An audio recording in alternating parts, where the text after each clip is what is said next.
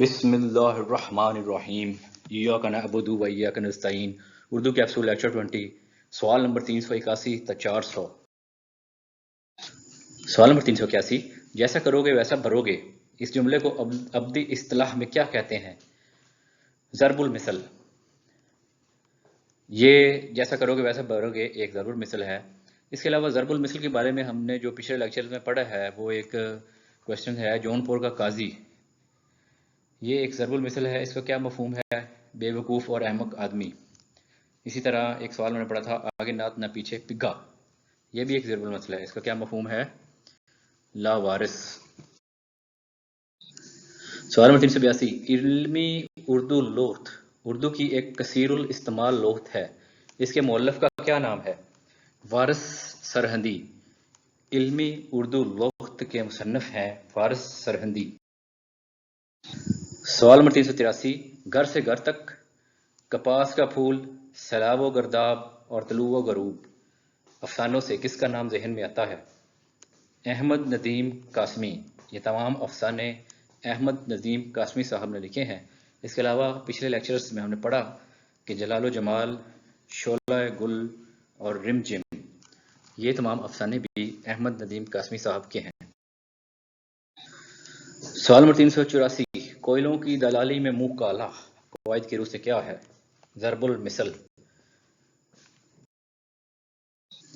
سوال نمبر 385 قیام پاکستان سے پہلے وہ کون سا پہلا مسلم ادیب تھا جس کو قید و بند کی بڑی صعوبتیں برداشت کرنا پڑی؟ حضرت موہانی. مولانا حضرت موہانی صاحب جو تھے ان کو قید و بند کی صعوبتیں بھی برداشت کرنی پڑی قیام پاکستان سے پہلے. سوال نمبر 386 سعادت حسن منٹو کے اکلوتے ناول کا کیا عنوان ہے؟ بغیر عنوان کے. سعادت حسن منٹو صاحب کے جو ایک واد ناول ہے وہ ہے، اس کا جو عنوان ہی نہیں ہے، وہ بغیر عنوان کے. اور اس میں کے بارے میں سعادت حسن منٹو کے بارے میں ہم نے پڑھا تھا کہ آتش پارے یہ کس کا مجموعہ ہے؟ یہ بھی سعادت حسن منٹو صاحب کا مجموعہ ہے. سوال نمبر 387 مثنوی زہر عشق کس کی تصنیف ہے؟ نواب مرزا شوق صاحب کی یہ زہر عشق مثنوی ہے.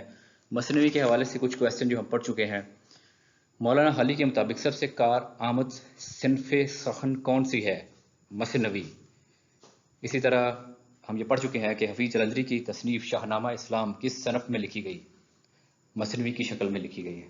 اسی طرح علامہ اقبال نے اپنی شاعری میں کس صنف نظم کو سب سے زیادہ استعمال کیا ہے؟ مثنوی کو. شاہنامہ اسلام میں اردو کی کون سی صنف ہے؟ مثنوی. علامہ اقبال کی شاہکار نظم ساقی نامہ بھی مثنوی کی شکل میں ہے، اور بدر منیر بھی ایک مثنوی کا کردار ہے جس کا نام ہے سحر البیان.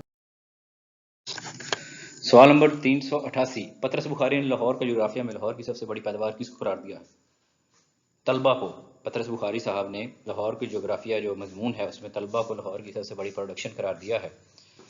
پطرس بخاری کے بارے میں ہم نے پہلے ہی پڑھا ہے کہ اردو میں وحدت اللہ شریک ہیومرسٹ پطرس بخاری صاحب کو کہا جاتا ہے. اس کے علاوہ یہ پطرس بخاری صاحب کے بارے میں رشید احمد صدیقی صاحب نے کہا تھا کہ ہر چند اردو میں بہت کم سرمایہ چھوڑا مگر کتنا اونچا مقام پایا. یہ رشید احمد صدیقی صاحب نے پطرس بخاری صاحب کے بارے میں کہا.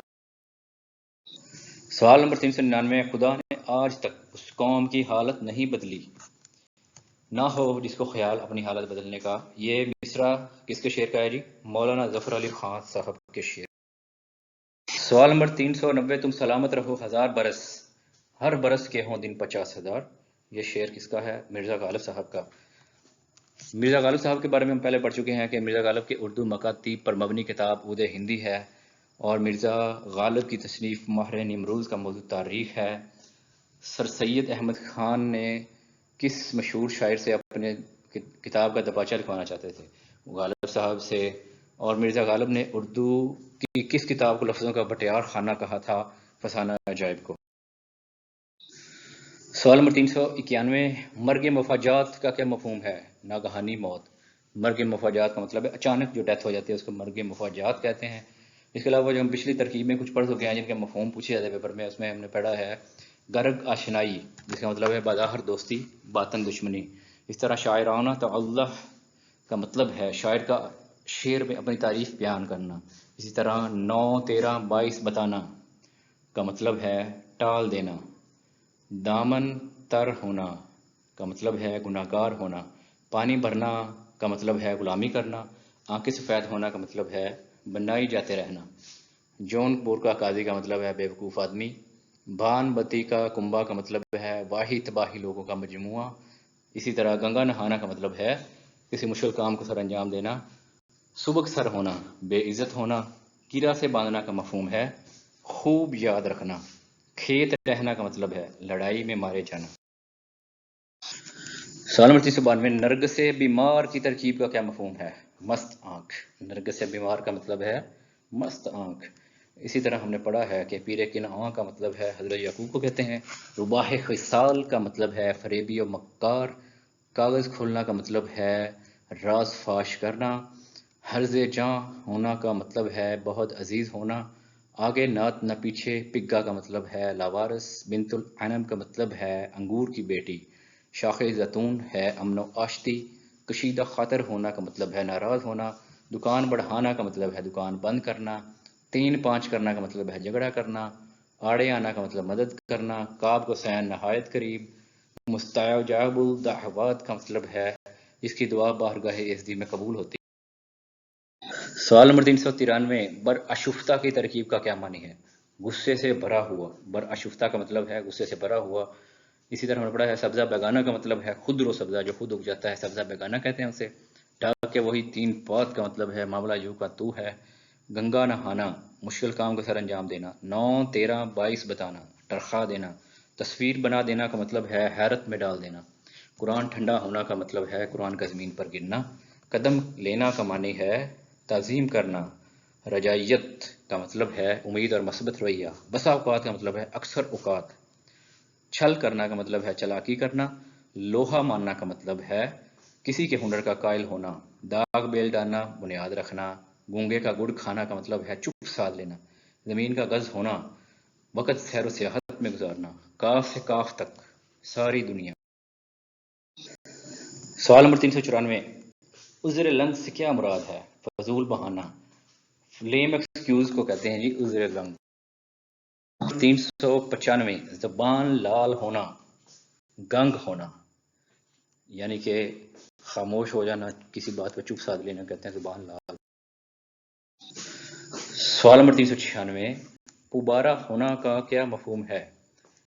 وارے نیارے ہونا. پوبارہ ہونا کا مطلب ہے وارے نیارے ہونا. سوال نمبر 397. روغن کاز ملنا کا مطلب ہے خوشامد کرنا. سوال نمبر 398. رات بھیگنا کا کیا مفہوم ہے؟ آدھی رات کے بعد کے وقت کو کہتے ہیں. سوال نمبر 399. جز رسی کرنا کا مطلب ہے کنجوسی کرنا. جز رسی کرنا کا مطلب ہے کنجوسی کرنا. سوال نمبر 400. علامہ اقبال نے اپنی نظم شکوہ کس سن عیسوی میں لکھی تھی؟ 1911 میں قائد اعظم نے یہ کتاب لکھی تھی. علامہ اقبال نے. اور اس کے علاوہ علامہ اقبال کے جو بارے میں جو کچھ کوسچنز ہیں علامہ اقبال کے کس شعری مجموعے میں ان کا فارسی اور اردو کا کلام شامل ہے؟ ارمغان حجاز میں. علامہ اقبال کا سب سے پہلا شعری مجموعہ اسرار خودی. علامہ اقبال کی اردو کا ماحاصل کس نظم کو کہا جاتا ہے؟ ساقی نامہ کو. اسی طرح مرشد قرطبہ نظم جو ہے علامہ اقبال کے کس مجموعہ کلام میں ہے؟ بال جبرائیل میں. علامہ اقبال کی مشہور نظم شکوہ جواب شکوہ مسدس کی شکل میں ہے. ایسا شاگرد استاد کو محقق اور محقق کو محقق تر بنا دیتا ہے. یہ علامہ اقبال کے بارے میں پروفیسر تھامس آرنر نے کہا تھا.